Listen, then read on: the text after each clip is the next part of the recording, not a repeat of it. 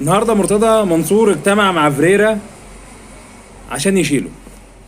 المهم فريرا قال له انا ليا الشهر ده تمام عايزه ومش هسيبه، وليا الشرط الجزائي اللي هو ال 500 ألف دولار ومش همشي الا لما اخده.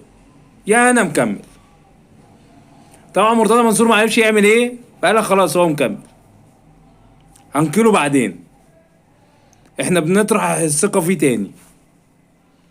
ده الكلام اللي اتقال. وطلع قال لك على القناة، قال لك احنا بنجدد الثقة في فريرا، وان شاء الله اللي جاي احسن و الحوار كله مرتضى معهوش فلوس، عايز يمشيه بالتراضي، اللي هو ايه، عايزين نمشيه خلاص يمشي مع السلامة، ولا ياخد حقه بقى ولا بتاع ولا اي حاجة. يلا يعني فريرا مكمل معاكو ومعلش.